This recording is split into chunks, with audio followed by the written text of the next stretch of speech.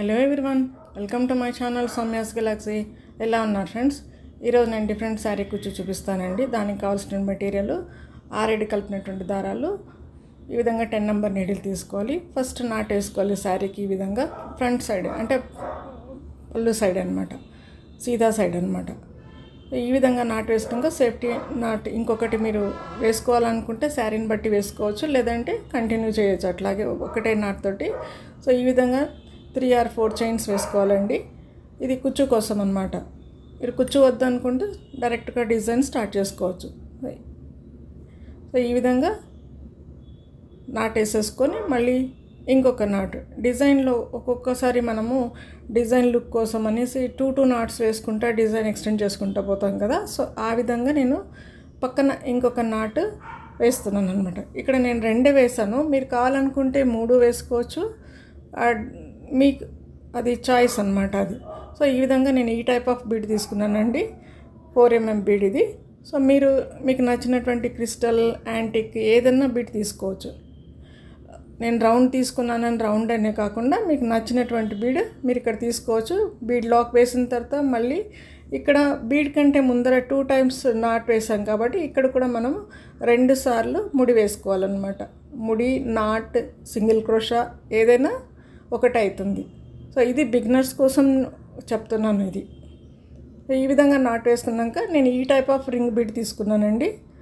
మీకు నచ్చినటువంటి బీడ్ మీరు రింగ్ బీడ్ మీరు అవసరం అనుకుంటే తీసుకోవచ్చు ఈ విధంగా. సో ఈ విధంగా డైరెక్ట్గానే నేను డబుల్ క్రోషా స్టార్ట్ చేస్తున్నాను. మనం ఇలా రింగ్ బీడ్ పట్టుకొని డైరెక్ట్గానే పట్టుకొని దగ్గరికి లాగేసుకొని మనం ముడి వేసిన కాడి నుంచి రింగ్ బీడ్కే డైరెక్ట్గా మనం డబుల్ క్రోషా స్టార్ట్ చేసి, లేదంటే పట్టుకోలేము అనుకుంటే సింగిల్ క్రోషా వేసుకొనైనా వేసుకోవచ్చు. నేను ఈ విధంగా వేసాను. తర్వాత పీకాక్ స్టిచ్ వేస్తున్నాను. డబల్ క్రోషా వేసిన తర్వాత కూడా మళ్ళీ నేను పీకాక్ స్టిచ్ వేస్తున్నాను.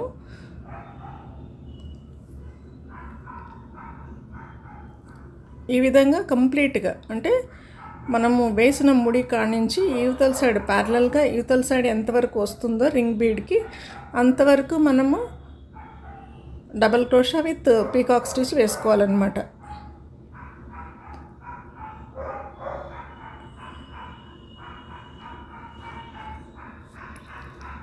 ఈ విధంగా అన్నీ ఇప్పుడు 3 సార్లు అయింది, 4వసారి వేస్తాను అన్నమాట. ఇప్పుడు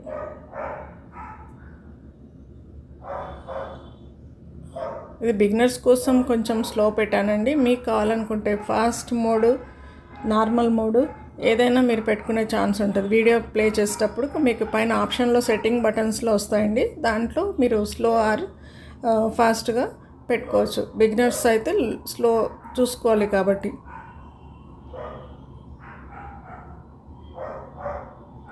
త్రీ చైన్స్ వేసినాక మళ్ళీ డబల్ క్రోషా ఎక్కడైతే వేసామో ఆ గ్యాప్ మధ్యలోంచి పీకాక్ స్టిచ్ వేస్తున్నాను అనమాట. వీడియోలో క్లియర్గా కనబడుతుంది.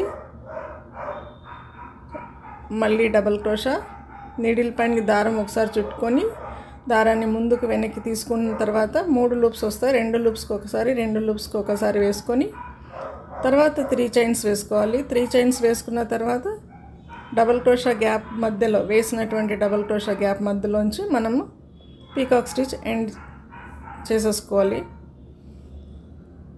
సో ఓవరాల్గా అయితే ఈ విధంగా మొత్తం కంప్లీట్గా రింగ్ బీడ్ మొత్తం కంప్లీట్ అయ్యేదాకా వేసుకోవచ్చు. మీకు ప్యాటర్న్ హాఫే కావాలి, కొంతమంది రింగ్ బీడ్ శారీ పైన ఓవర్లాప్ అయ్యేటట్టుగా ఉండాలి అనుకున్నప్పుడు మీరు దాన్ని కరెక్ట్ ఎగ్జాక్ట్లీ హాఫ్కే వేసుకోవచ్చు అనమాట.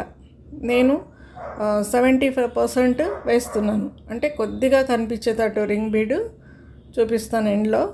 మనము ఇక్కడ బీడ్ వేసినప్పుడే నాట్ వేసామండి, అలాగే సేమ్ ఇక్కడ కూడా ఎండ్ క్రోషా ఎలా చేస్తాము, ఎండ్ ఆర్చ్ ఎలా చేస్తాము సేమ్ అట్లాగే ఈ బీడ్ ఎక్కడ రింగ్ బీడ్ వేసిన డిజైన్ ఎంతవరకు వస్తుందో చూసుకొని సేమ్ అదే ప్యాటర్న్లో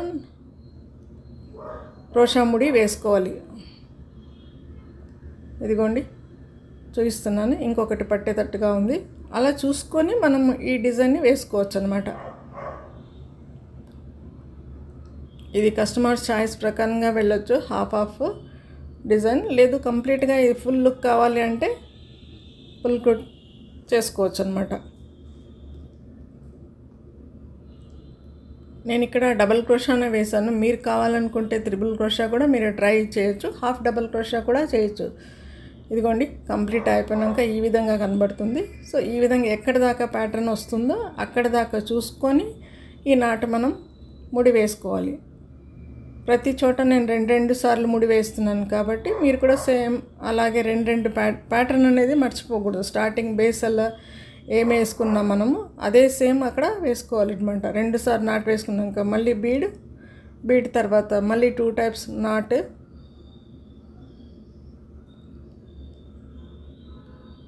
వేసిన తర్వాత మళ్ళీ చైన్ తర్వాత మళ్ళీ బీడ్.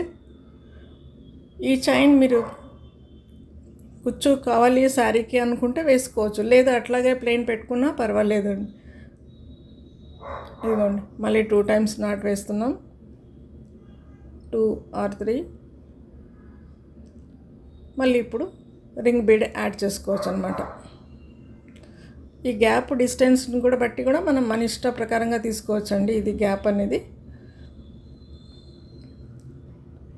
డైరెక్ట్గా నాటు వేసేసుకొని